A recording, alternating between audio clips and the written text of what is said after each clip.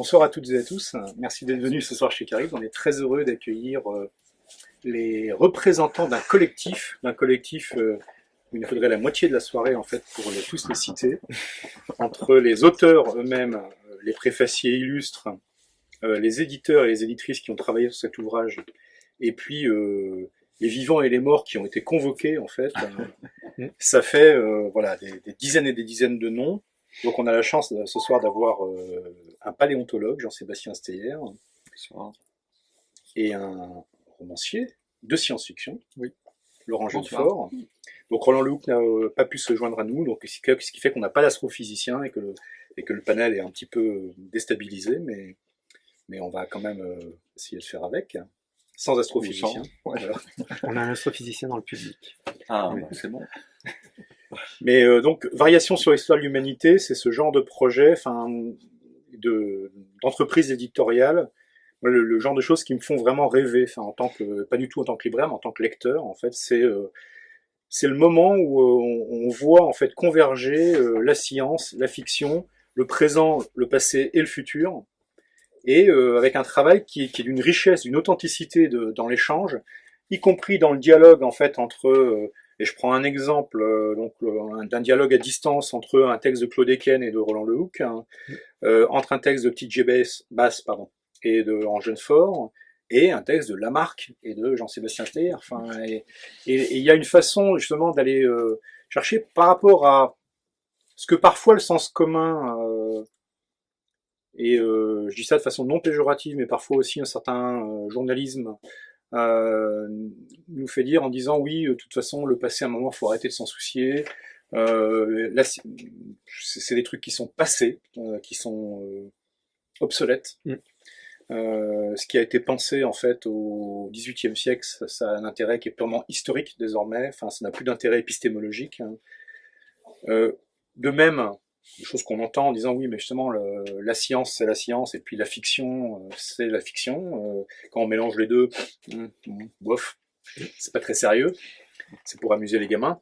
Et en fait, cet ouvrage en fait démontre tout au long de ces pages que c'est que des idées complètement fausses et qu'il y a une espèce de richesse monumentale en fait à faire se croiser justement ces différentes lignes là. Donc c'est magnifique. Alors bon, ça c'est le projet de l'ouvrage. Peut-être que Raphaël nous dira un peu comment il est né. Cet envie, parce qu'il n'est pas complètement par hasard. Il est dans une collection qui est la collection Infinie de la Ville Brûle. Donc une collection qui, de toute façon, depuis déjà un certain nombre d'années, se voue à...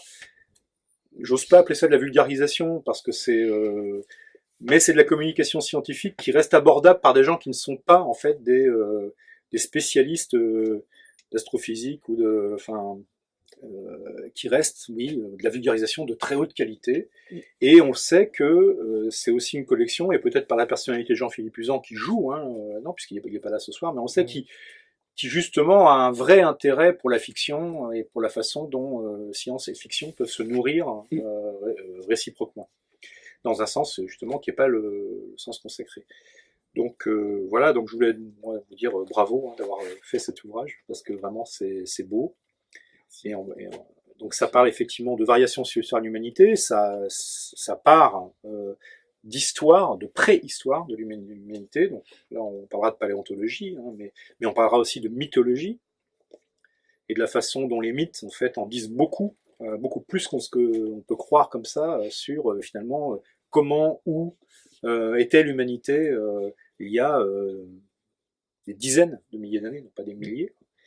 On parlera cette fois de paléontologie plus récente. On parlera aussi d'évolution. Puis on parlera de futur, de destinée, de ce que réserve peut-être l'évolution, de ce que nous dit la science aujourd'hui, de la façon dont l'humanité continue à évoluer, avec évidemment le problème de l'absence de recul qu'on a sur ça, mais donc comment on fait pour trouver des façons de se donner du recul en fait scientifique, alors même qu'on est en plein dedans, quoi. Et il y a donc un travail passionnant. Et après, bon, je vais pas faire des fleurs aux éditeurs, mais c'est vrai qu'en plus l'ouvrage est beau, avec extrêmement agréable, qui n'est pas toujours très soucieux, enfin de la forme finale que prend l'ouvrage. Et ben là, bravo, parce que il y a vraiment une attention portée à tout, quoi, au maquettage, enfin, qui est impressionnante. Donc voilà, bravo. Et bah, avant de commencer à parler de certains thèmes plus précisément, peut-être dire comment il est né ce projet, parce qu'il est quand même inhabituel, dans son ampleur notamment. Le projet, il est né il y a 3 ans, là, pile poil, après justement les Utopiales de 2015. Hein, on s'est rencontrés chez Bénédicte Leclerc, nous trois, Laurent, Ouais. Sébastien, Jean-Sébastien et moi-même. Et on parlait du premier opus de cette collection qui s'appelle toujours Variations sur un même ciel, où sur le premier livre de cette collection, on parle des origines de l'univers, hein, où j'avais demandé à 24 auteurs, à cette fois-ci, de puiser dans leur bibliothèque un extrait d'une œuvre qui parle de l'origine de l'univers et d'en faire un commentaire personnel. Et donc, on discutait de ce livre-là, et puis on s'est dit, c'est Jean-Sébastien, je crois, qui disait pourquoi on ferait pas la même chose sur les origines de l'humanité. Et on s'est dit, bah oui, ça semblait tellement évident. Après, c'est vrai qu'il faut savoir que c'est des livres où on met justement environ 2 à 3 ans pour de l'origine, de la naissance de l'idée déjà, et à la publication du livre. Voilà, c'est des ouvrages au long cours, hein, mais qui sont, c'est typiquement, ouais, des ouvrages d'éditeurs passionnés, quoi, parce que on monte l'équipe, on monte ensemble, on se rencontre, on discute, on monte, on cherche les meilleurs thèmes, les meilleures personnes, on sélectionne, voilà, les gens les spécialistes de chaque thématique, et puis il faut voir s'ils sont disponibles, et qu'ils choisissent après dans un texte, mais il faut pas que ce soit un texte trop proche non plus d'un collègue qui aurait choisi un texte, voilà, similaire, etc. Donc et puis voilà, le temps d'écriture, le temps de partir en fouille comme certains, et puis de revenir et de se remettre sur le projet, donc voilà, c'est des livres passionnants à faire. Il y a des allers-retours avec les auteurs sur les textes. Après, on se revoit, on discute. Mais c'est donc oui, une genèse de 3 ans, quoi. Et ce que veut cette collection-là, c'est vraiment faire se connecter des gens avec des textes historiques du passé, justement, mais aussi donc des gens d'un même champ. Il y a des paléontologues, il y a des paléoanthropos, il y a des historiens des sciences, mais il y a aussi justement des gens qui viennent des arts, de la littérature, des philosophes, pour avoir vraiment un spectre très très large, pour parler d'une même thématique, hein, et voir que tous ces chercheurs, tous ces auteurs ont des choses en commun, et vont s'enrichir en fait en cherchant dans leur mémoire et dans leurs travaux et dans les travaux des autres. Et ça va enrichir tout le monde en fait. Donc au final, on se retrouve avec un livre foisonnant de toutes parts. Mais qui effectivement garde tout le long une espèce de, malgré le foisonnement, enfin, une espèce de cohérence, de détermination, je dirais. Enfin, on part effectivement de comment est née l'humanité, où elle était, enfin, comment elle a divergé en fait. Oui. Et puis on revient notamment dans la partie que vous avez appelée variation libre, hein, mais qui sont en fait c'est peut-être effectivement là qu'il y a le plus de spéculation, parce qu'on parle de futur, hein, bien sûr, hein, mais on le fait en s'appuyant aussi bien donc sur des textes contemporains que sur des textes de fiction, donc créant un niveau de travail sur la fiction déjà existante, et d'une façon, et je trouve que c'est aussi dans Variation future que ça soit donc les artistes ou les scientifiques, deviennent un peu joueurs aussi, quoi. Enfin, en disant, après tout, on peut aussi, tout en restant sérieux, parce que c'est un ouvrage très sérieux, hein, quand on pas se leurrer, hein. Il y a des moments, c'est même ardu, quoi, hein. Enfin, pas trop, ça reste une grande qualité, mais il y a certains textes, plus durs. Tiens, c'est une communication scientifique, là. Enfin, de celle qu'en tout cas on lit pas quand on n'est pas dans le champ, quoi, tu vois. Mais c'est c'est fait avec une grande élégance. Et il y a quand même, je pense, même chez ceux qui ont eu le plus de mal, ceux ou celles, hein, parce que je pense à une notamment, mais qui a eu le plus de mal à essayer d'être vraiment dans la vulgarisation compréhensible par les profanes, eh ben on y est presque quand même. Donc, Ouais. donc c'est quand même louable, parce que moi je suis vraiment pas paléontologue, hein, et j'ai quand même trouvé que c'était passionnant. Mais bon, ouais, voilà, peut-être pour un premier exemple de ce dialogue à distance qui est saisissant tout le long, c'est comment donc Jean-Sébastien Steyer dialogue avec la marque en fait. Sachant que la marque, alors pour moi, mais vu de très loin, hein, mais justement c'est ça qui est très intéressant, c'est un scientifique qui a eu son heure de gloire et puis qui a été ensuite entre guillemets discrédité parce que bah en fait il s'était trompé et puis ce qu'il avait fait c'était faux au sens où dans l'histoire des sciences il s'était trompé. Donc du coup je trouve ça extrêmement captivant d'aller nous proposer un texte d'un scientifique qui est en tout cas du grand public profane qui est considéré comme bon, ce qu'on avait parlé de Lamarck. Un peu un loser des sciences de l'évolution, quoi. Bah oui. En fait. Et complètement recouvert au niveau médiatique et théorique, enfin contenu en tout cas par Darwin. Et là, bon bah merci hein, d'abord de l'invitation, merci pour cette lecture et cette analyse. Enfin ça me touche beaucoup, c'est super. Et je rebondis sur l'anecdote avec Raphaël quand on était donc chez notre amie commune qu'organise en fait les conférences scientifiques et autres à Universcience, à la Cité des Sciences.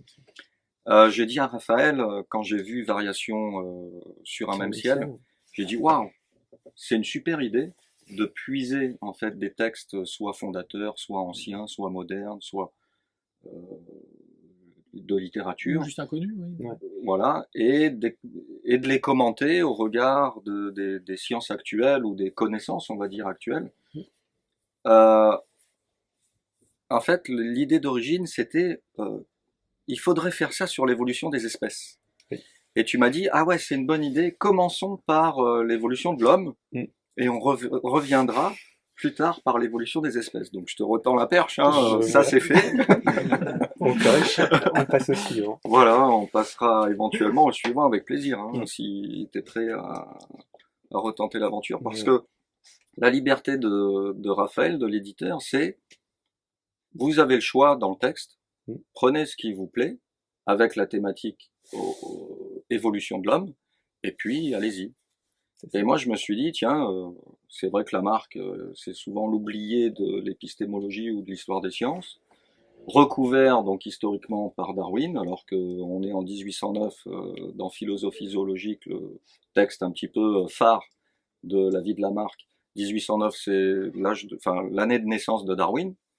On est en contexte ce qu'on appelle fixiste à l'époque, hein, et notamment à Paris, au Jardin des Plantes, où je travaille, c'est-à-dire que l'évolution n'existe pas, la nature est créée, éventuellement par le divin ou n'évolue pas en tout cas, et Lamarck commence à se poser des questions. Et il essaie d'y répondre dans Philosophie zoologique. Pour lui, s'il y a de la vie sur Terre, d'ailleurs il crée au passage le terme de biologie et la discipline qui va avec, pour bien différencier les sciences de la nature qui s'intéressent à l'inerte, donc physique, chimie, des sciences qui vont s'intéresser au vivant. Et selon lui, si la vie existe sur Terre, c'est obligatoirement parce qu'il y a de l'évolution.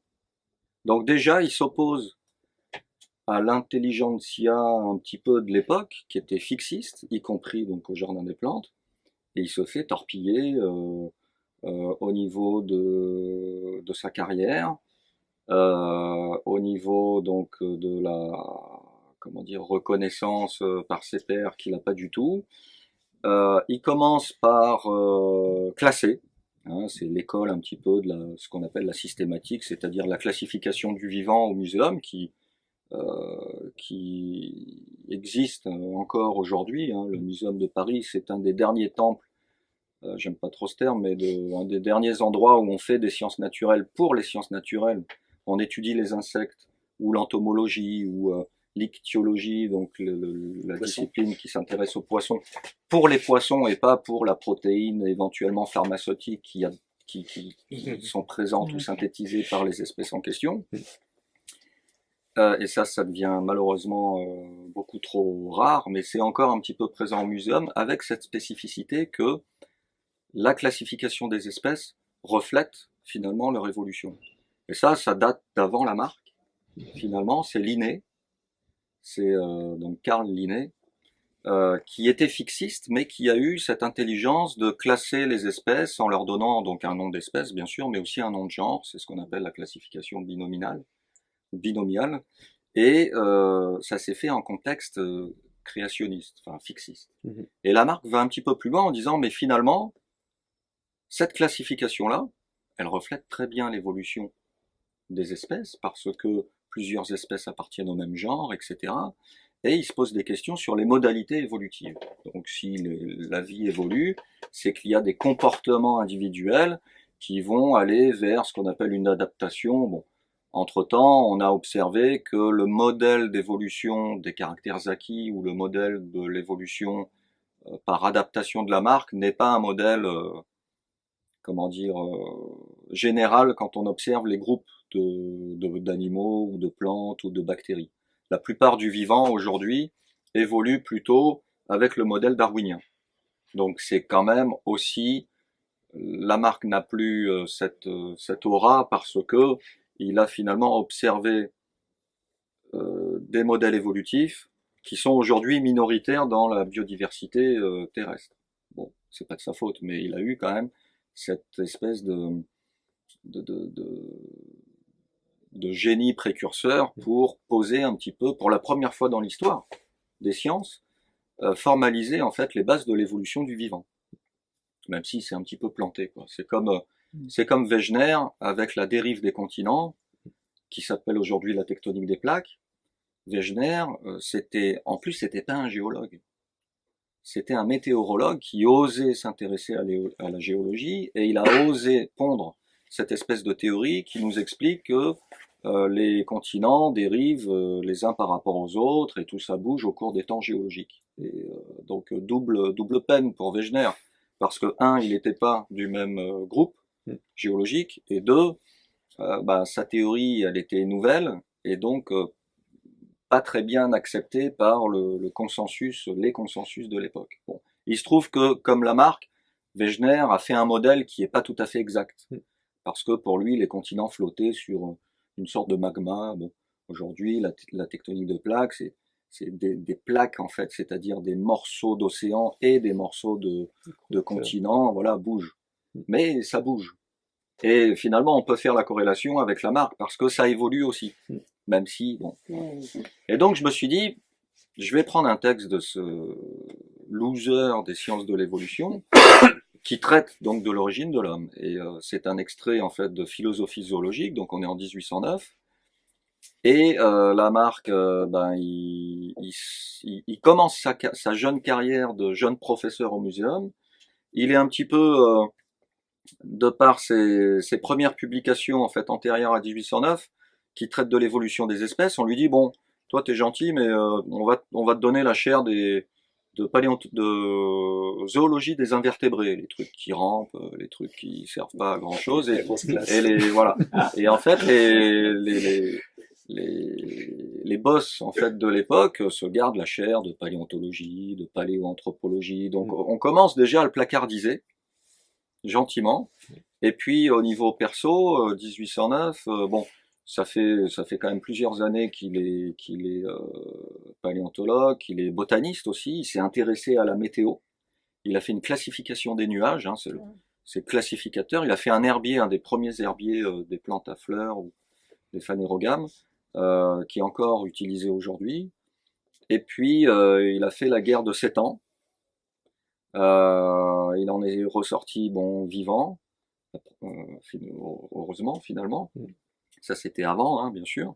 Et puis il était prédestiné par consensus familial aussi à une carrière de militaire.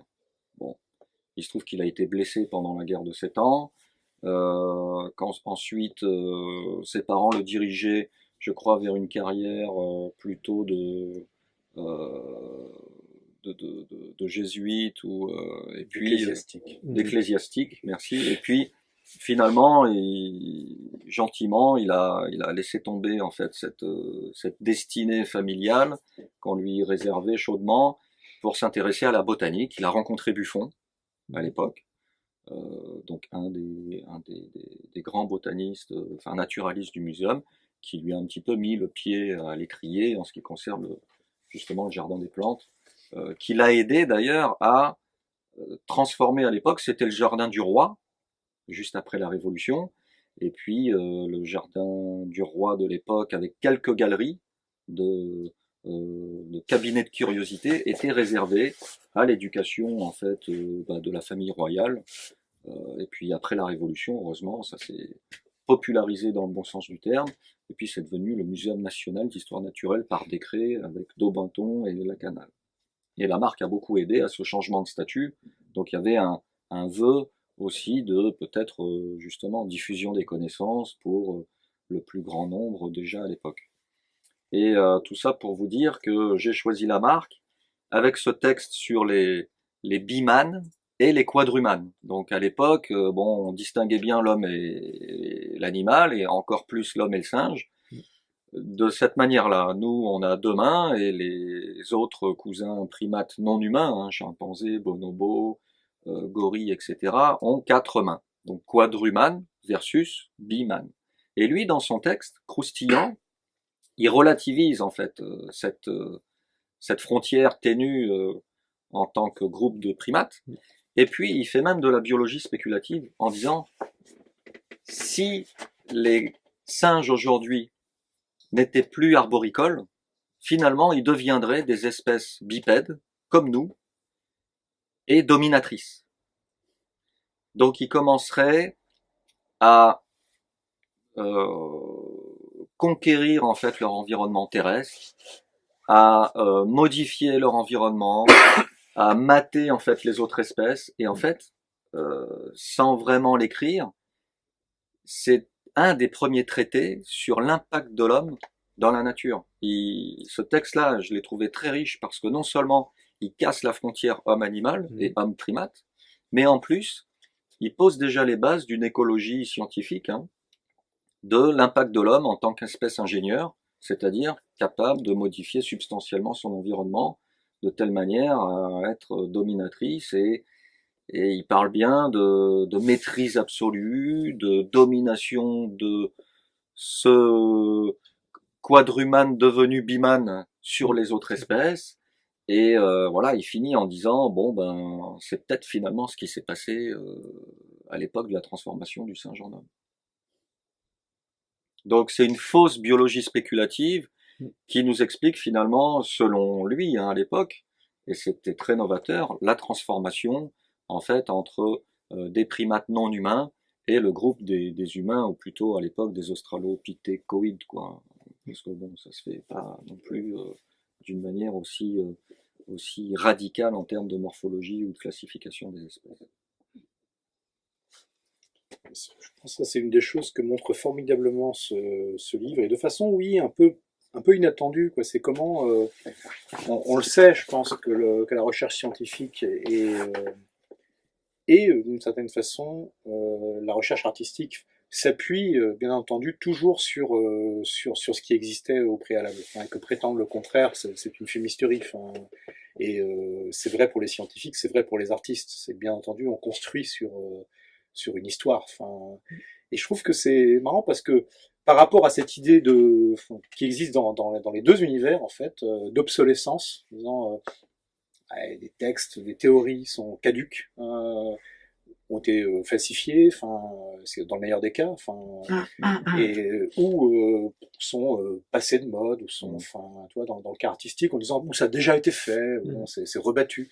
Et en fait, de démontrer patiemment, texte après texte, que non, en fait, en réalité, dans le concret de la création artistique ou de la recherche scientifique, on s'appuie en fait sur des choses, et on s'en sert comme levier, enfin comme point d'appui, pour justement passer à autre chose, construire de la nouveauté, enfin Mais je trouve fascinant d'en avoir une démonstration qui se fait comme ça 20 fois, tac, Ouais. et avec beaucoup d'obstination, en disant, ben non, contrairement à ce que vous pensez, voilà, des textes du début du 19e, oui, il y a des erreurs dedans.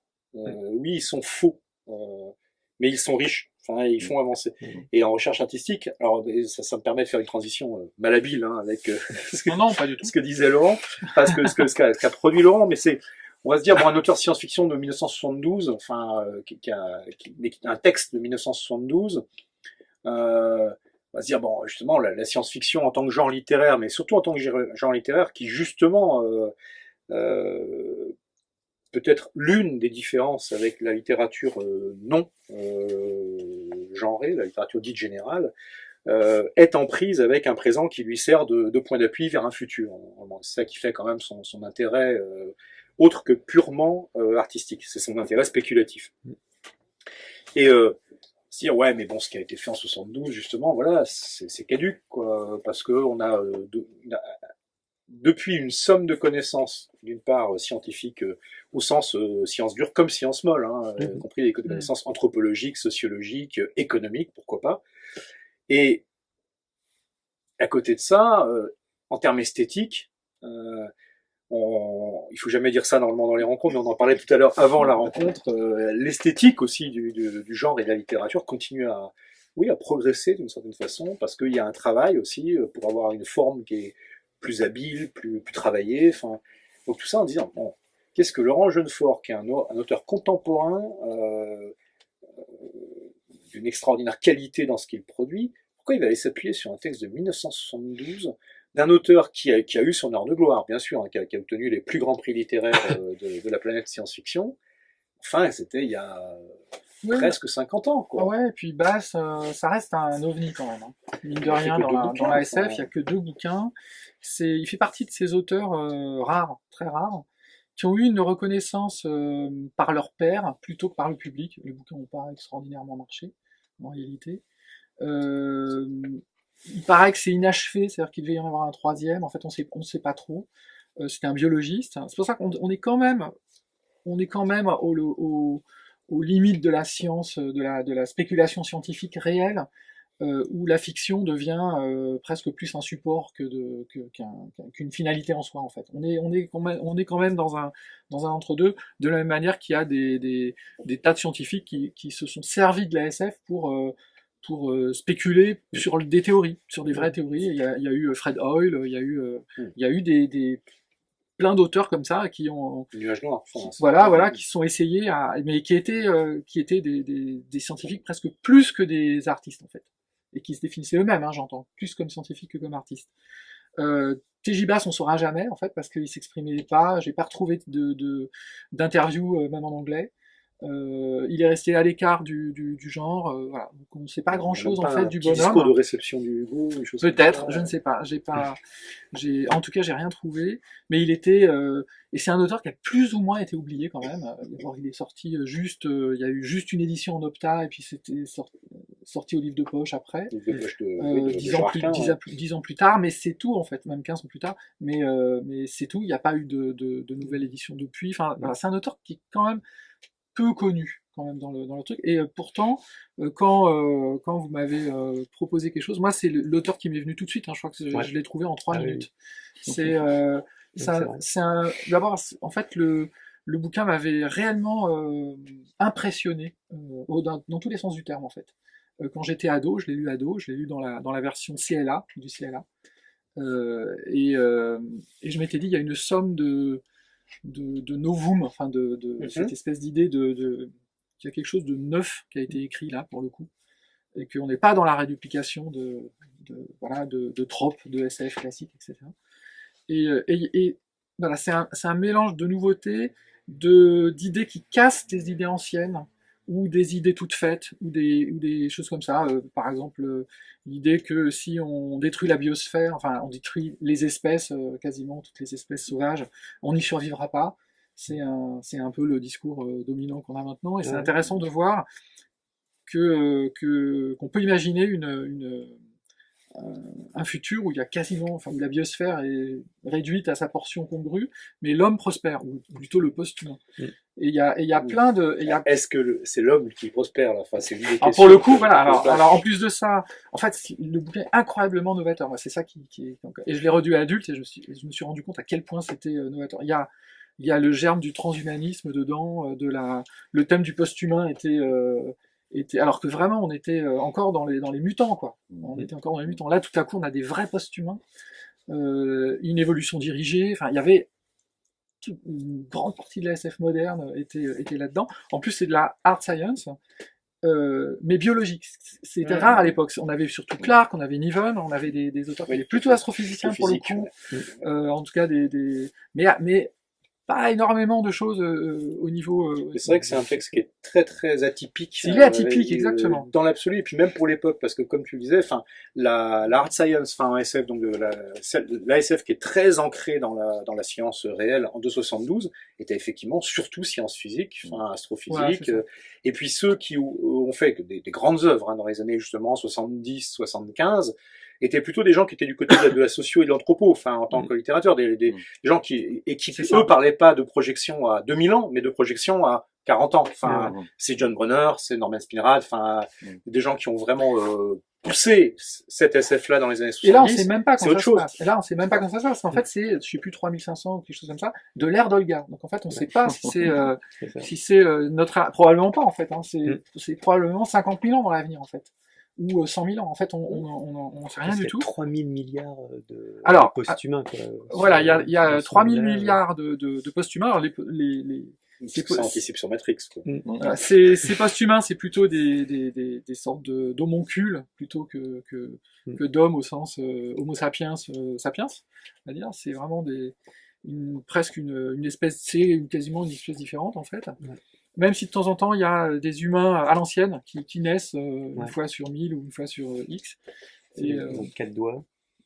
Voilà, les Néchifs, ils ont 4 doigts, ils sont globalement dénutris, enfin ils font 1m50, ils ont les os friables, enfin, c'est un peu la vision des termites tels qu'on l'a, c'est-à-dire des êtres extrêmement fragiles en fait, et puis et larvaires, quoi. Et l'autre truc moi qui a fait que ce bouquin m'est vraiment resté en tête, ça m'a renvoyé à une SF visionnaire au sens du vertige des grands nombres, justement. C'est-à-dire ce côté étape finale de l'homme dans un futur qu'on devine quand même très très lointain, où la Terre est devenue un immense champ de blé, donc ça veut dire qu'elle a été intégralement terraformée, pour devenir un champ où il n'y a plus d'animaux, où il y a plus qu'un peu de vermine, mais et ça, ce côté, moi, ça m'a rappelé des auteurs comme René Aîné avec La mort de la Terre, ou ce genre de truc, des projections très loin, ou dans la machine à explorer le temps de Wells, le tout dernier voyage qui est jamais. Stapledon un peu aussi. Voilà, Stapledon, dans la machine à explorer le temps où il y a eu 2 films, et il y a eu plein d'adaptations, que ce soit en BD, ça a inspiré beaucoup de monde, mais tout sauf ce dernier truc qui se passe 4 ou 5 milliards d'années dans le futur, et qui montre un futur incroyablement lointain. Ça fait peur, et j'aime beaucoup les auteurs qui n'hésitent pas à se colter au très lointain, aux très grands chiffres, et tout en ayant une grande rigueur dans le développement. Ça donne une immersion vraiment toute particulière, qu'on n'a pas avec l'anticipation à court terme, qui nous oblige à juste pour être cohérent, à avoir des courbes raisonnables, on va dire. Là, on est à la fois dans le déraisonnable et l'incroyablement vraisemblable. Il me semble, je peux me tromper, que Kim Stanley Robinson, dans un commentaire qu'il faisait sur son premier ouvrage, en fait, qui était sa thèse de doctorat de littérature sur les romans de Philippe K. Dick, mentionnait dans un de ses commentaires basses, justement parce que, en disant, il fait un exercice auquel moi je me risquerais jamais. Alors après, il mentait Kim Stanley Robinson parce qu'il s'y est risqué plus tard, de toute façon. Mais en revanche, c'est vrai que même quand il fait la trilogie martienne, il est tout le temps en train de gérer des porteuses raisonnables, quoi. Enfin, et donc d'être évidemment très rigoureux scientifiquement. Et après, on peut en débattre parce que la connaissance de Mars, notamment, a changé à peu près tous les 10 ans, en fait, ces 50 dernières années. Donc, bien entendu, il y a des choses qui peuvent être bon, et notamment sur les questions de méthode de terraformation, bah, ça bouge tout le temps. Donc on va pas dire, on va pas la reprocher à un auteur de SF d'anticipation de ne pas être au fait des trucs qui ont été découverts 20 ans après. Enfin là, ça n'a pas de sens. Mais en revanche, là où il met lui son effort, qui est effectivement plutôt sur de la socio et de l'anthropo, enfin à mon sens, hein, c'est là que ça se passe, quoi, chez Kim Stanley Robinson. C'est le plus intéressant en tout cas. Voilà, c'est ce qui est passionnant. Mais lui disait justement qu'il avait dans ses soutes de modèles, enfin de choses qui le font réfléchir, basse, parce que il disait, lui, il y a un type qui projette à 4000 ans ou à 40 000 ans, enfin comme ça, et qui fait un truc qui se tient, et donc qui fait peur. Mais il y a ce côté peur, mais pas au sens peur qui tétanise, peur qui justement qui est une peur prolifique, quoi. Enfin, qui fait réfléchir. Qui fait réfléchir. Oui, puis on est au plus près du. C'est aussi la force du bouquin de Bass, Humanité et Demie. C'est aussi que, comme c'est un biologiste, il a travaillé en gériatrie, je crois. Et bon, encore une fois, c'est à prendre avec des pincettes parce que il faudrait faire une vraie enquête. Hein. Ouais. Il faudrait faire une vraie enquête. Mais enfin, il aurait. Mais ça se sent en fait, parce que ces personnages dysfonctionnent. Il y a beaucoup de vieux. C'était rare aussi de mettre des vieux dans la SF, qui soient pas juste des figures de mentors ou de choses comme ça. C'est des vrais vieux. Qui son carburant. Enfin. Et de voir comme ça être dans le réalisme cru des personnages qui ont mal aux os, qui voient leur fin, parce que c'est les Néchifs, c'était ces sortes de post-humains, ils ont une espérance de vie très réduite, et donc ils savent qu'ils vont pas durer longtemps, etc. Et il y a aussi cette force qui est juste celui du réalisme cru, mais qui s'appuie sur quelque chose de vrai. On sent pour le coup le scientifique. Alors ça a rebuté beaucoup de lecteurs et de critiques aussi. Hein. Cet aspect aride, cet aspect des fois un peu romanesque en fait. Mais ça lui donne une qualité d'immersion particulière. Et c'est vrai, ce que tu disais au tout début, c'est que en revanche c'est un auteur qui, oui, je pense qu'effectivement son lectorat aujourd'hui est très réduit, parce que notamment il n'y a pas eu réédition, ce qui peut changer bien entendu, mais qui a quand même un symptôme de quelque chose à un moment donné quand on parle de 30 ans, 35 ans sans réédition. Mais en revanche, c'est un auteur qui a quand même été salué régulièrement par ses pairs, précisément. Oui, voilà, c'est ça. Par les autres auteurs, donc un auteur pour auteur. Ouais, exactement. Mais c'est exactement ça. Il y a des auteurs pour auteurs. Du coup, je trouve ça intéressant parce que dans la façon dont à la fois dont on construit l'ouvrage, je trouve qu'il pose aussi à la lectrice ou au lecteur en permanence cette question, c'est bon, justement, au-delà du goût particulier de chacun et de la sensibilité personnelle de l'éditeur et de chacun des contributeurs, il y a quand même cette espèce de truc un peu vertigineux en disant, bon, est-ce que voilà, cette collaboration entre le passé et le présent, je pense que l'épistémologie le traite quand même de façon scientifique. Mais entre l'art et la science, c'est un truc qui reste aujourd'hui peu balisé, justement autrement que par des initiatives qui sont pas dans le champ scientifique. Aujourd'hui, il n'y a pas je crois pas, hein, de chaire ou de direction du CNRS qui va dire bon, nous, notre travail c'est sur la façon dont l'art, l'invention en fait spéculative, wild, peut nourrir une réflexion truc. C'est quelque chose qui est un peu fait dans les marges aujourd'hui. Et donc je me posais cette question qui est peut-être un peu naïve, mais est-ce que c'est quelque chose où vous vous sentez en tant que praticien des deux champs que malgré tout c'est quelque chose qui progresse, qui gagne un peu d'acceptabilité, ou est-ce que ça reste un peu c'est quand même un truc de marginaux quoi. Enfin, au CNRS, ça évolue un peu. Il y a une sorte de thématique générale ou de laboratoire au sens large qui s'appelle Frontières du vivant, où on s'intéresse en fait aux aspects quasi uniquement multidisciplinaires. Alors, c'est pas encore arrêt science, mais c'est assez louable comme intention et c'est le côté optimiste finalement de l'évolution de la recherche scientifique aujourd'hui. Il y a cette espèce d'ouverture qui n'est pas non plus c'est pas une porte ouverte non plus aux pseudosciences, parce qu'il y a ce risque-là de mélanger finalement trop un peu de tout et n'importe quoi, et d'en sortir une sorte de charabia pseudo-scientifique, comme certains auteurs qu'on voit dans certains... Que nous ne citerons pas. Que nous ne citerons pas, enfin, qui sont des Enfin, pseudo-scientifiques. on en avait déjà dans les années 50, hein, ces Oui, auteurs-là. oui, c'est Dans les 40 récurrent. et 50, hein. Et donc, ces espèces de petites portes la ouvertes, génétique, hein, Ouais. par exemple. bon, Mais c'est... c'était peut-être plus identifié avant comme ça. Il a fallu Oui. une génération.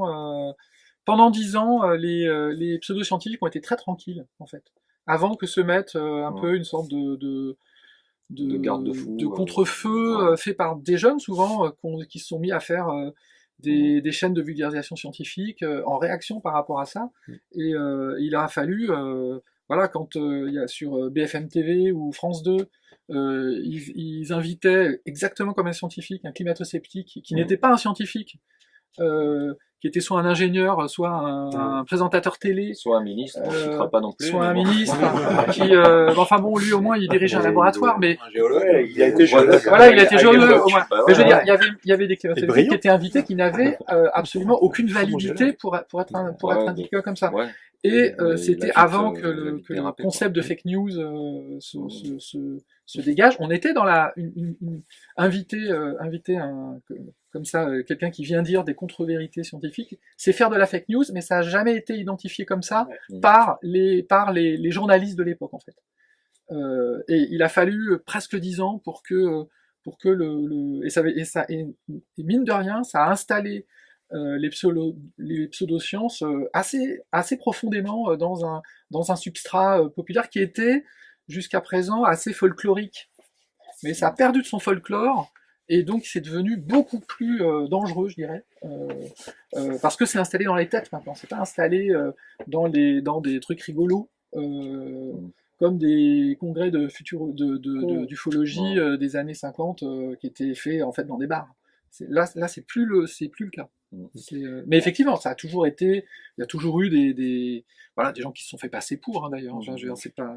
Justement, par rapport à ce risque-là, ou enfin, à cette dérive potentielle, enfin, qui a existé, qui est peut-être mieux gérée, effectivement, maintenant qu'il y a 15 ans, probablement.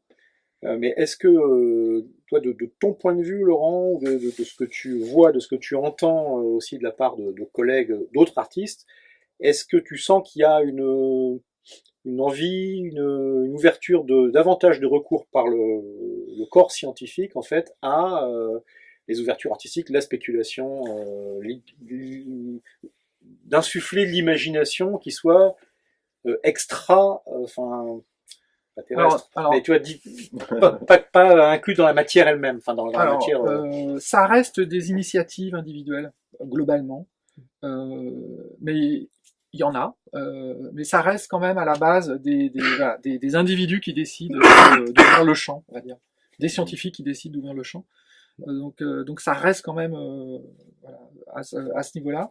Mais moi par exemple, je trouve que alors il y a Peresque qui est un colloque annuel qui fait se rencontrer voilà oui ça commence et de plus en plus.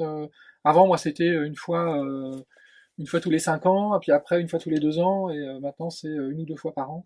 On me demande de faire. Et puis il y a les Utopiales, qui est quand même un énorme, en fait un gisement de tables rondes et de réflexion qui est maintenant impressionnant en fait quand on fait la somme des tables rondes où on a à la fois dans la table ronde un scientifique et un littéraire, ou un scientifique et juste un non scientifique, ça peut être sur d'autres champs, hein. Mais là, en fait, c'est impressionnant, quoi. Il y a un mais énorme. Ça, c'est quand même l'énorme travail relativement récent qui a été fait par le couple Roland Lehoucq d'un côté et Jeanne de Baz de l'autre. Même avant, ça avait commencé déjà le cas avant. D'accord. Alors oui, ça s'est intensifié avec Roland et Jeanne. Mais en fait, on a déjà plusieurs centaines on a déjà des centaines d'heures qui sont consultables sur le net, qui sont consultables sur le net. Enfin et puis il y a effectivement des congrès à droite à gauche. On peut avoir. Moi, j'avais été invité l'année dernière pour sur toute une semaine consacrée au transhumanisme. Mhm. Enfin voilà, donc il y a des trucs comme ça. Oui, oui, les institutions commencent À casser un peu ouais. les parois, déjà internes, ce qui est un effort Mhm. substantiel, comme on dit, et puis ensuite à faire le pas vers d'autres institutions. Je pense à Stella Incognita aussi, Oui, qui est une asso de chercheurs en littérature comparée, plutôt culture des mondes imaginaires, comme on dit, mais qui s'efforce tous les ans de, un petit peu comme les utopiales, de réunir sciences humaines et sociales, sciences de l'évolution, science-fiction. La base, c'est l'étude de la science-fiction, quand même, hein. Le dénominateur commun des réunions de Stella Incognita, c'est la science-fiction. Et finalement, la science-fiction, c'est aussi un outil trans ou inter ou multidisciplinaire, ce que vous voudrez en disciplinaire, qui permet justement de faire des passerelles, quoi, en fait. Oui, et puis je pense, et ça c'en est aussi une belle démonstration, qui est un des moyens privilégiés peut-être, c'est pas le seul, mais c'est un moyen vraiment privilégié, d'insuffler un des points aveugles, si j'ose dire, justement de la recherche scientifique, qui est l'imagination, enfin, qui n'est pas naturelle, enfin, parce que la rigueur s'enracinant dans le maniement de masses de données, enfin, est d'autant plus gigantesque qu'on a accès à des masses de données auxquelles on n'avait pas accès précédemment, enfin, parce qu'on a les moyens de les traiter, enfin, désormais à une échelle presque incommensurable par rapport à il y a 30 ans même. Mm. Et que du coup, je pense qu'il y a ce truc, comment on fait pour mettre là-dedans quand même justement de l'imagination, de la spéculation, et que enfin, l'art et le passé aussi, et donc l'épistémologie enfin, du passé, moi j'ai le sentiment enfin, que ce livre montre à quel point c'est un aiguillon indispensable. Il faut enfin, voilà, qu'il y ait plus de gens qui s'en convainquent, quoi, mais que c'est vraiment stimulant, quoi. Enfin, mais c'est vous qui le savez, ça, parce que... Ouais, ouais, enfin, encore une fois, moi, c'était un exercice croustillant parce que, bon, j'avais lu déjà Lamarck, mais me replonger dans ce texte-là bien précis qui traite donc du thème principal, hein, origine et évolution de l'homme, je me suis dit, mais en fait, c'est super riche. Et pourtant, finalement, Lamarck, c'est un peu le primitif des sciences de l'évolution, un peu comme ton auteur Bass est un peu le primitif d'une certaine SF. ouais. Mais comme disait De Vos, j'ai rien contre les primitifs, ils ont tout inventé, quoi. J'aime bien cette phrase, ça fait presque une conclusion. J'aime bien les primitifs qui sont touchés. Non, je vous propose qu'on continue, enfin, si ça vous convient, qu'on continue la discussion autour de quelques verres. Hein. En tout cas, pareil, si vous avez des questions, n'hésitez pas. Ouais, c'est des réactions. Il y a aussi moi ça me fait penser au livre de Christine Montalbetti, La vie est faite de ces toutes petites choses, hein, qui est un livre superbe, enfin que moi j'ai adoré, et qui était, je crois, en partenariat avec le CNES, parce qu'elle raconte vraiment une...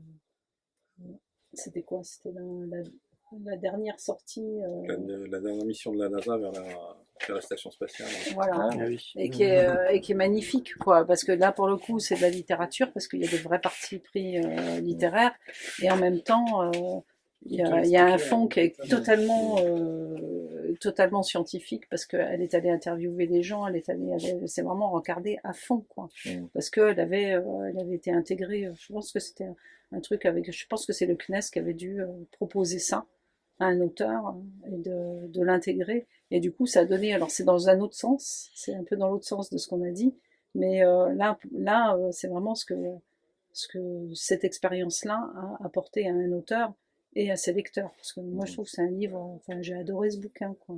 C'est un des rares bouquins sur lesquels on est totalement d'accord. Bah après, oui, là où je rejoins complètement ce que tu dis, c'est qu'on rentrerait dans un truc qui a presque la composante, tu vois, enfin, orthogonale en fait de ce qu'on disait là, c'est que dans le rôle de la science-fiction en tant que littérature qui reste une littérature populaire, même si son statut de littérature populaire est compliqué en fait, mais c'est que la science-fiction, en tout cas une certaine science-fiction, véhicule aussi un tas de valeurs scientifiques, enfin, en réalité. Justement, et en utilisant pour ça le vecteur romanesque, le vecteur littéraire, et en faisant que des gens qui sont assez rétifs en fait, ou qui sont restés à un niveau très très basique en fait, de niveau milieu de lycée quoi en fait en sciences, et sont quand même imprégnés de façons d'appréhender les choses qui sont des façons scientifiques, en tout cas pas toute la SF, hein, mais je pense que ça fait partie quand même Comment dire? d'un apport. Quand même. Voilà. Ouais, comment dire? Alors, Je parle que de hard science, mais je suis pas sûr. ouais, voilà, parce qu'en fait, la science-fiction, Ouais, elle a un rapport sauvage Ouais, avec la science. C'est vrai. Il n'y a pas de contrôle, il n'y a pas de validation par la réalité, par définition. Et souvent, quand on me demande la science-fiction, c'est quand on me demande mais alors c'est moitié science, moitié fiction. Et je dis c'est moitié, c'est 50% de science, c'est 50% de science, 100% de fiction. Ce qui est en soi une impossibilité. mais voilà, Il faut pas vouloir apprendre la science par la science. Voilà, Non, c'est ça. mais c'est pas Mais- du tout ce que Mais Non, non, je sais, ce mais, que ça, ce que ça montre, c'est, je pense que ce que ça montre, c'est que on peut utiliser, en fait, que la fiction n'est pas incompatible avec une méthode, en fait. Ah oui. C'est juste ça. En fait. Et puis la fiction va Qu'elle nourrir, soit que la méthode scientifique. soit mauvaise, ça c'est possible. Et ça arrive beaucoup. Et j'allais dire, quand on fait de la science-fiction, c'est un peu comme, en fait, l'impératif, c'est pas de faire du vrai, c'est de faire du nouveau, j'allais dire. C'est à partir d'un objet de connaissance. Je sais pas, on va prendre le thème de la génétique, enfin le champ de la génétique ou le thème je sais pas, du mutant, du trou noir ou ce que vous voulez. Et on va essayer parce que là, on peut dire que c'est une sorte d'exigence dans la SF, de montrer la chose telle qu'elle n'a pas encore été montrée. Parce que justement, alors là, le pire qui puisse nous arriver, c'est d'avoir fait un truc que quelqu'un a fait avant. Pour le coup, ça peut être très bien, mais c'est juste sans intérêt. Un truc qui existe finalement pour de vrai en science. Ouais. dans le domaine de l'art, il y a quelqu'un qui a très bien faut le fait faire ça, avant. vraiment, et de façon, là, C'est ça. le plus C'est théorique tout de la possible, c'est Boris Groys, son fameux bouquin du nouveau, qui est sur une Oui. économie de l'innovation artistique, qui a composé ce truc vraiment qui est une réflexion. Dans la première partie est vraiment de la philo assez hardcore, et la deuxième partie plus de la sociologie de l'art, mais qui se posait vraiment la question, et c'était il y a pas si longtemps que ça, c'était il y a 12 ans, 13 ans qu'il a écrit ça, avec en plus son passé de chercheur en fait en esthétique d'Europe de l'Est, et en fait découvrant entre guillemets la modernité occidentale au moment de la chute du mur, donc et puis et explosant de façon extrêmement positive quoi, dans ce truc-là, et produisant de nouveau, c'est une des réflexions, je pense, probablement les plus fortes qui a été menée ces dernières années sur justement la question que tu disais tout à l'heure du novum en art, quoi. C'est-à-dire que comment on produit les choses qui n'ont pas déjà été faites, et notamment le rôle, on parlait tout à l'heure de Gardien du Temple, avec évidemment tout ce qu'il y a de pas bien dans Gardien du Temple, mais n'empêche que le rôle de la critique par rapport à la gestion de la nouveauté, de la reconnaissance de la nouveauté et de l'innovation est complètement fondamental en art. Parce que on manque un peu d'outils conceptuels pour ça. En fait. C'est autant dans le style, on a énormément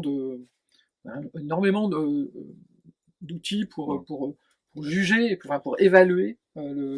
Autant sur ce qui relève de l'imagination, on a peu de choses en réalité. Surtout dans notre vocabulaire français, avec justement très très peu de choses.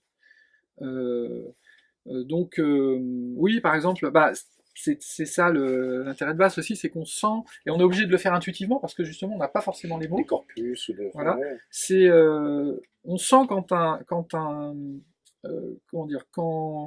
il y a des petites idées, il y a des petites idées nouvelles, il y a des grandes idées nouvelles.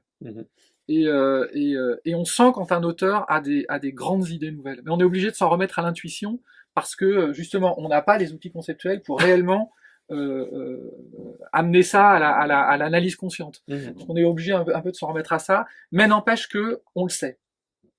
Quand je lis du Egan, ou quand je lisais du Benford, ou quand je lisais du Jules dans les années 70, je sentais qu'il y avait quelque chose que les autres n'avaient pas. Et voilà. Alors qu'à l'inverse, on ne citera pas de nom là, mais il y a des auteurs où quand on les lit, on se dit je l'ai déjà lu. C'est pas pour ça que c'est désagréable, hein, mais j'ai déjà lu. Et puis en même temps, comment dire, c'est rare de réussir. moi sur 100 idées, je vais en avoir peut-être, si j'en ai une qui va à terme, qui reste, ouais. oui, ou qui se distingue réellement, je serais très content. Mais clairement, si on cherche pas, on trouvera pas. Enfin, là, pour le coup, c'est vrai. Ça rejoint la science quand même. Ouais, c'est vrai, c'est vrai. Ouais. Et là, c'est vrai que c'est une sorte cette espèce de recherche, mais qui est tout à fait souterraine, hein, enfin, qui est tout à fait, qui fait partie de cette culture SF littéraire, j'entends, qui n'a pas forcément dans les autres arts, mais enfin, dans les autres médiums. Mais en tout cas, ça sous-tend notre façon d'écrire, je pense. Tu vois, c'est ce mot, enfin, ce concept qu'on entend effectivement par les gens qui prennent au sérieux, et pas au sens sinistre, mais au sérieux leur art, ou évidemment leur science, qui est le concept de prometteur. Tu vois, et j'aime bien cette idée de prometteur qu'on retrouve, y compris dans l'univers du jeu ou du jeu sérieux, enfin aux échecs, tu vois. Enfin, typiquement, quand on dit que un développement est prometteur, on sent bien qu'il y a quelque chose qui peut s'y passer, qui va être de l'ordre du nouveau, du surprenant, du jamais encore, tu sais, par rapport à quelque chose qui va être, qui va retomber dans le banal ou dans le déjà fait, dans le déjà vu, dans le déjà discrédité, mais pour des bonnes raisons préalables. Et je trouve ça très intéressant. Mais effectivement, les outils sont encore en pleine forge, quoi. Enfin, ben, je pense. Oui. À propos du jeu d'échecs, il y a eu récemment un affrontement entre deux moteurs d'échecs qui était tout à fait passionnant. C'était AlphaZero, apparemment, qui était en fait un programme qui a appris auquel on a enseigné juste les règles du jeu, et en fait qui a développé des stratégies entièrement par lui-même. C'était pas un très très fort calculateur. Et il a affronté Stockfish, qui était vraiment la référence, qui était un calculateur qui calculait 1000 fois plus de combinaisons à la seconde que lui. Et en fait, AlphaZero, qui apparemment, selon les spécialistes, vraiment se rapproche vraiment d'une intelligence artificielle qui vraiment apprend à jouer en jouant contre lui-même. En fait, il a écrasé le supercalculateur. Et c'est vrai que bon, moi, je joue un peu aux échecs, j'ai vu les parties et c'est vrai qu'on était absolument sidérés parce que même ce Stockfish, il rivalise, même il bat le meilleur joueur humain. Et là, on voyait les parties. Et en fait, il le battait en force brute jusque-là. Oui, et là, contre un supercalculateur. Donc, en fait, il a battu, en fait, il y a la conception, et on sentait qu'il y avait des conceptions stratégiques, en fait, nouvelles, qui écrasaient la puissance de calcul qui était en face. Et ça, c'est incroyable, avec le sentiment vraiment de nouveauté, de coups qui sortent de nulle part. Parce qu'en face, c'est que du probabiliste. Ouais. Donc, on est plus fort quand... Enfin, la probabilité a plus de chances de gagner, mais si on fait des coups insoupçonnés, ben on va à l'encontre. Oui, parce qu'on est au-delà, en fait, on était au-delà vraiment des variantes de calcul possibles. Et c'est vrai que il y avait un étrange, ça donnait à la fois le sentiment d'une sorte d'intelligence presque humaine, parce que vraiment stratégique, supérieure, et en même temps avec l'infaillibilité de la machine. Donc c'est une sorte d'intelligence hybride tout à fait. Mais tu retrouves ça dans les analyses justement qui sont encore complètement en cours, parce qu'elles sont pas encore, parce qu'il n'y a pas assez de recul et que les gens bossent, mais qui est sur les récentes, elles ont 1 an et demi, victoire de programme de Go en fait. Puisque pendant longtemps, le Go, pendant au moins 20 ans, le Go a été réputé justement étant rétif à la force brute, avec une trop grosse dimension d'intuition, en tout cas c'est comme ça que c'était décrit, ce qui faisait que pendant 20 ans, on disait, bon ok, un ordinateur aux échecs, par la force brute, il bat un humain et il le battra de plus en plus, mais pas au Go. Et en fait, en utilisant effectivement des techniques qui sont non plus de la force brute, même si elles en utilisent, la puissance de calcul, mais qui sont réputées être plus dans l'ordre des... On n'ose plus appeler ça des heuristiques depuis le discrédit de l'intelligence artificielle des années 80, mais qui renvoient en fait à des heuristiques en réalité, enfin des façons de s'approprier des données et puis de trouver des chemins dedans.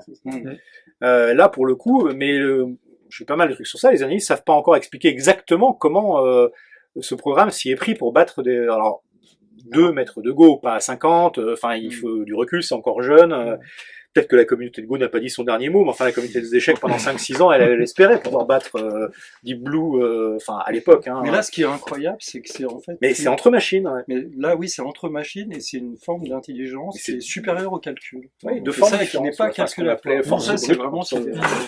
À l'époque, quand même, quand le premier ordinateur avait battu Kasparov, hein, parce que c'était lui, Bah ouais, Deep Blue. Ouais. il y avait deux choses quand même qu'il faut bien remarquer, c'est que Kasparov, c'était pas le meilleur joueur pour jouer contre un ordinateur. Mhm. Déjà, même si C'est vrai. c'était le champion du monde à l'époque, Ouais. ça c'était la première chose. Et puis qu'il a pas joué surtout comme s'il jouait un être humain. Mhm. Il a pas fait ses coups normaux. Mmh. Il a joué avec dans l'optique, il était en train de jouer et il a Contre une modifié puissance son de jeu. calcul gigantesque, Et exactement. il a perdu. Ah, oui. Ça c'est vrai.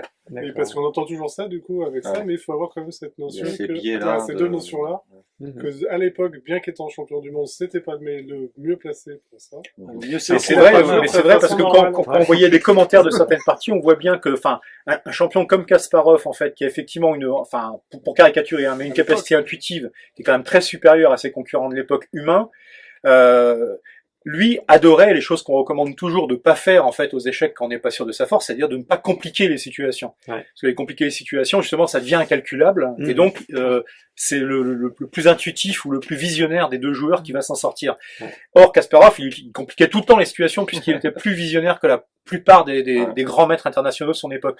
Contre l'ordinateur, il disait non mais moi je peux pas parce que si je complique, il va me sortir analyser plus que moi, donc il compliquait beaucoup moins que d'habitude. C'est exactement ça. Il a fait un jeu plus De l'autocensure. orthodoxe. Il s'est auto-censuré en fait pour pas aller dans des zones en disant oui c'est mes zones de confort normales, mais là l'ordinateur va me battre à mon propre jeu. Et c'est exactement ça. Donc c'est vrai. Pas est-ce s'il était allé dans des trucs plus immédiats en fait, Mhm. où la force brute joue moins, peut-être que bon bah après. Non, et dernière remarque, c'est vrai que ce calcul, cette intelligence artificielle, en fait, elle a vraiment laminé en fait le stockfish là en question, qui était relié à je ne sais combien d'ordinateurs en réseau, mais elle l'a vraiment laminé, c'est-à-dire que c'est 20 victoires, 0 en face. Ah ouais. Après, il y a eu des parties nulles, Ouais. mais c'est absolument écrasant. Ah ouais. C'est- Vive l'holotech. Parole de paléontologue.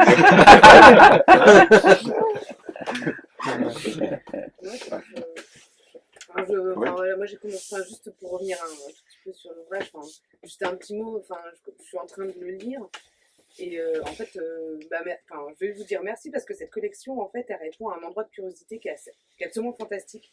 En tant que lectrice, à la fois la science-fiction, les sciences, etc. Je suis pas du tout dans le secteur, etc. Ça correspond exactement à un endroit de fascination et de passion et je trouve que cette collection, elle arrive à amener sur des endroits où on n'aurait pas l'idée d'aller parce qu'on n'est pas. Justement, on est des amateurs, ou passionnés, ou curieux. Et ça arrive à aller à ces endroits-là assez fous. Je ne pas aller spontanément. Ouais, ouais. Et moi, elle me chope, cette collection, elle fonctionne. Quoi. Et Très sur bien. cette. On va continuer alors. Sur cette. Ouais, non, mais vraiment. Alors, c'est quoi le prochain? Alors, franchement, le prochain, il est né hier. Ah, oui. Et, Un scoop, alors. Un scoop. Hein. Ouais. Ça sera variation sur. C'est pas le titre définitif, mais variation sur les fins du monde. Parce que je trouve que c'est très d'actualité quand même.